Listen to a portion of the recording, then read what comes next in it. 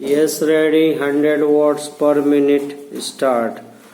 माननीय महोदय, इस सदन में उपस्थित अनेक सदस्य मेरी इस बात से सहमत होंगे कि आधुनिक युग में जहां नई नई तकनीकों का आविष्कार हो रहा है, वहीं हमारे देश में अभी तक रेल के असली कारणों का पता नहीं चलता।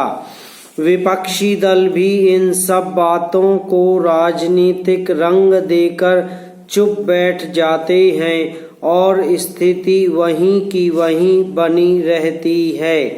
यह बहुत ही दुर्भाग्यपूर्ण है। जब तक बिल्कुल निष्पक्ष होकर राष्ट्रहित के मामलों को ईमानदारी से नहीं देखा जाता, तब तक देश की प्रगति और विकास केवल कागजी कार्रवाई तक ही सीमित रहेंगे। इस संबंध में मैं अनुरोध करना चाहता हूं कि रेल मंत्रालय मेरे द्वारा कही गई बातों को गंभीरता से ले और रेलवे सेवाओं में सुधार लाने के लिए रेलवे प्रशासन को आवश्यक निर्देश दे। पैरा सभापति महोदय, अभी जो विधेयक पेश किया गया है उसका समर्थन करते हुए मैं अपने विचार सदन के सामने पेश करना चाहता हूं। पंजाब की वर्तमान समस्या पर पहले भी अनेक बार विचार किया गया था, अभी भी विचार कर रहे हैं। पिछले 3 दिनों से सदन में इस बारे में लगातार चर्चा चल रही है। पिछले अधिवेशन में विरोधी दल की ओर से जितने भी भाषण पंजाब के विषय में हुए हैं, उनको मैं बराबर सुनता रहा हूं। उन सब भाषणों में इस बात पर जोर दिया गया था कि पंजाब में तुरंत राष्ट्रपति शासन लागू किया जाना, लेकिन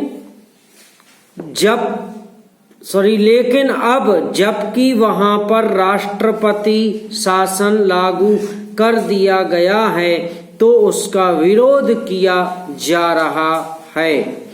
राष्ट्रपति शासन लागू होने के बाद भारत सरकार द्वारा जो भी कदम उठाए जा रहे हैं, जो भी आवश्यक विधेयक यहाँ पर प्रस्तुत किए गए हैं, वे उग्रवादी तत्वों, जातिवाद और आतंकवादी तत्वों को समाप्त करने के लिए उठाए गए हैं।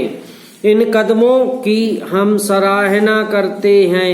हम चाहते हैं कि वहाँ पर जो भी इस तरह की ताकत है उनको समाप्त करने के लिए सख्त से सख्त कदम उठाए जाएं। मैं समझता हूँ कि अब तक इस संबंध में जो भी कदम उठाए गए हैं वे भी उतने प्रभावशाली नहीं हैं। इसलिए उनको और भी अधिक प्रभावशाली बनाकर उन उग्रवादी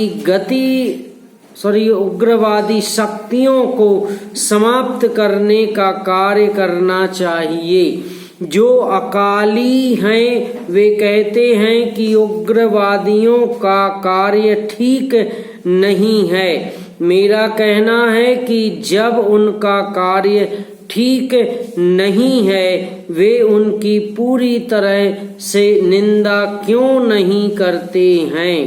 यदि वे इन उग्रवादियों की निंदा करें और जो भी उग्रवादी धार्मिक स्थानों में निवास कर रहे हैं उनको वहां से निकाल दें, तो वह स्थिति और भी सुधर सकती है और बातचीत अधिक सफल हो सकती है। पैरा महोदय, कोई भी दल या कोई व्यक्ति यह नहीं चाहता है कि उग्रवादियों और सरकार के बीच में बातचीत ना हो।